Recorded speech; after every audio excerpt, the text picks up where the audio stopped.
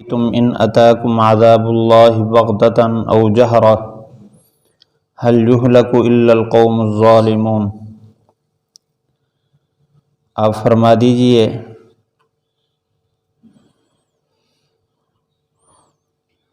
تمہاری کیا رائے ہے اگر آ جائے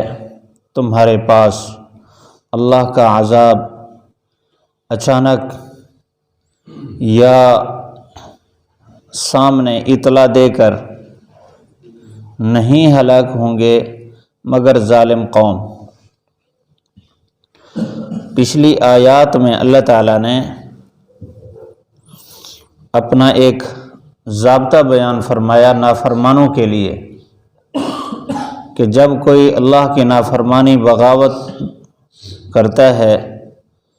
تو سب سے پہلے اللہ تعالیٰ اس پر حالات بھیجتے ہیں، جسمانی کوئی بیماری یا خارجی حالات، پریشانیاں۔ مقصد ہوتا ہے کہ یہ اللہ کی طرف متوجہ ہو جائیں، اور اگر ان حالات سے یہ سنبھلے نہیں، باز نہیں آئے، اللہ تعالیٰ سے صلح نہیں کی، تو پھر اللہ تعالیٰ ان پر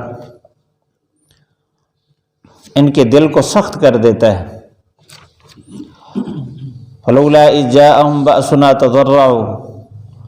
جب ان کے پاس ہماری طرف سے مصیبت پہنچی اگر انہوں نے آہوزاری نہ کی،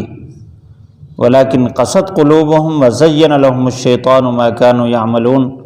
دل سخت ہو جاتے ہیں، شیطان ان کے لیے برے کام مزین کر دیتا ہے۔ پھر اس کے بعد یہ ہوتا ہے اللہ تعالیٰ ان کے لیے دنیا کے دروازے کھول دیتا ہے۔ فتحنا علیہم ابواب کل شیء،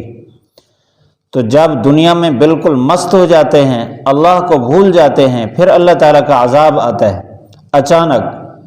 جب عذاب آتا ہے تو پھر جڑیں بھی کٹ جاتی ہیں، ایسی صورت میں پھر ان کے لیے بچنے کا راستہ کوئی نہیں ہوتا۔ پچھلی آیات میں اللہ تعالیٰ نے یہ ضابطہ بیان فرمایا، اب اس آیت میں اسی بات کو دہرایا جا رہا ہے۔ فرمایا قل ارأیتم ان اتاکم عذاب اللہ، آپ ان سے فرما دیجئے تمہاری کیا رائے ہے اگر تمہارے پاس اللہ کا عذاب آ جائے بغتتاً اچانک، او جہرتاً یا بتا کر۔ اللہ تعالیٰ کی طرف سے عذاب دونوں طرح آ سکتا ہے، بغیر بتائے اچانک بھی آ سکتا ہے، جس طرح قوم عاد اور قوم سمود پر آیا، اچانک عذاب آیا اور ان کو سنبھلنے کا موقع نہیں دیا گیا۔ ہوا آئی تو انہوں نے ایک دوسرے کو پکڑ لیا اور یہ کہا کہ اللہ تعالیٰ کے حضرت ہود علیہ السلام کے رب کا مقابلہ کرو، تو اچانک ان کو پکڑا، کچھ بھی باقی نہ رہا، ایک بندہ بھی ان کا باقی نہ رہا، یہاں تک کہ غاروں میں چھپ گئے، چھپے ہوئے لوگوں کو بھی ہوا نے وہاں سے نکالا، باہر پھینکا۔ تو اللہ تعالیٰ کا اچانک عذاب بھی آ سکتا ہے، اور اللہ تعالیٰ کا عذاب بتا کر بھی آ سکتا ہے، جس طرح کہ قوم صالح کے ساتھ ایسا ہوا، قوم سمود، کہ ان کو صالح علیہ السلام نے یہ فرمایا کہ آپ نے معجزہ کے مطالبہ نہیں کرنا، اگر معجزہ کا مطالبہ کیا اور اللہ تعالیٰ نے دے دیا، پھر تم نے انکار کیا تو تمہارے اوپر عذاب آئے گا۔ یہ پہلے اطلاع ان کو پہنچ گئی، انہوں نے پھر بھی مطالبہ کیا، اللہ تعالیٰ نے ان کے مطالبے کے مطابق معجزہ بھی ظاہر فرما دیا حضرت صالح علیہ السلام کے ہاتھ۔ اس کے بعد پھر ان کو فرمایا کہ اب تمہارے لیے آزمائش ہے، تم نے اس کو کچھ بھی نہیں کہنا، اپنی مرضی سے کھائے پیے۔ انہوں نے پھر بھی مخالفت کی۔ صالح علیہ السلام نے فرمایا 3 دن مہلت ہے تمہیں، انہوں نے پھر بھی مخالفت کی۔ 3 دن کے بعد ان کے پاس عذاب آیا، تو یوں بتا کر بھی عذاب آ سکتا ہے۔ تو عذاب کی 2 صورتیں ہیں، بغتتاً او جہرتاً، اچانک آئے بغیر بتائے، او جہرتاً کا مطلب یہ بیان فرمایا کہ اللہ تعالیٰ ان کو مہلت دے، اطلاع دے، اور ان کو وارننگ دے کہ آپ تھوڑا سا سنبھل جائیں ورنہ عذاب آئے گا۔ ان دونوں صورتوں میں ظالم لوگ ہی ہلاک ہوتے ہیں۔ بعض مفسرین فرماتے ہیں بغتتاً کا مطلب ہے رات کا عذاب، اور جہرتاً کا مطلب ہے دن کا عذاب، سامنے کا عذاب۔ اس لیے کہ انسان جو گناہ کرتا ہے وہ گناہ 2 طرح کے کرتا ہے۔ بعض گناہ ایسے کرتا ہے جس میں دنیا والوں سے دروازے بند کرتا ہے، لیکن ایک دروازہ اس وقت کھلا ہوتا ہے رب دیکھ رہا ہوتا ہے، لوگ تو نہیں دیکھ رہے ہوتے، لوگوں کے بس میں کیا ہے، لیکن جس کی طاقت میں ہے اور جس کی نافرمانی کر رہا ہے اس کا دروازہ تو بند کر سکتا ہی نہیں ہے، اور وہ اس وقت بھی دیکھ رہا ہوتا ہے جب دنیا کے سارے دروازے بند اور ساری روشنیاں بند اور کوئی بھی نہیں دیکھ رہا ہوتا، تو یہ رات کے اس گناہ میں ملوث ہے۔ اور دن کا گناہ یہ ہے کہ لوگوں کے سامنے ہے، وہ گناہ سر عام کرتا ہے، مجاہر ہے، مجاہر حدیث میں آتا ہے کہ مجاہر کے لیے سخت عذاب ہے، اور مجاہر وہ ہے جو سر عام گناہ کرتا ہے لوگوں کے سامنے ڈیٹھ بن کے، تو اس پر عذاب بھی اسی طرح سر عام آتا ہے۔ تو جو چھپ کر گناہ کرتے ہیں راتوں کو لوگوں سے، تو ان پر جو عذاب آتا ہے وہ اچانک آتا ہے، رات کے وقت آتا ہے،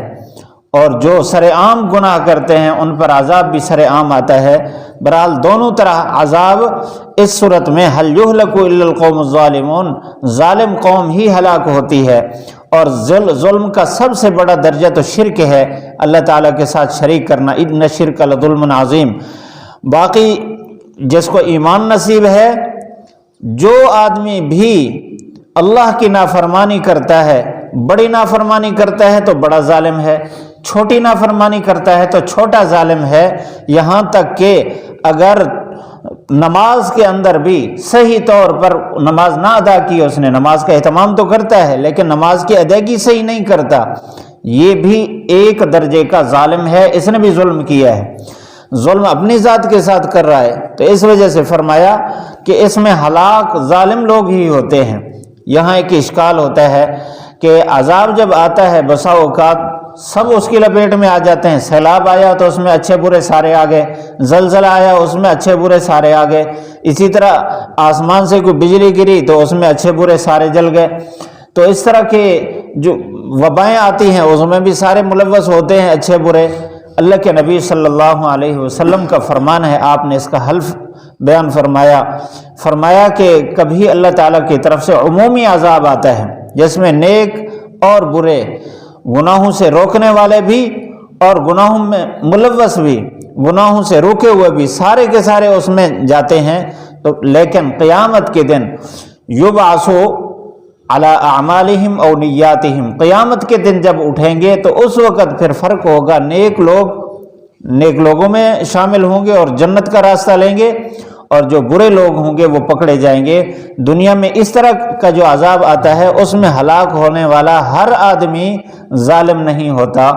ظلم کا فرق قیامت کے دن پھر ظاہر ہوگا، لیکن جو عذاب آیا ہے ان ظالموں کی وجہ سے آیا ہے، گناہوں کی وجہ سے آیا ہے، اللہ کی پکڑ ان کی وجہ سے آئی ہے۔ تو بہرحال اس آیت میں مجھے اور آپ کو بڑا سبق دیا گیا ہے کہ ہم قدم قدم پر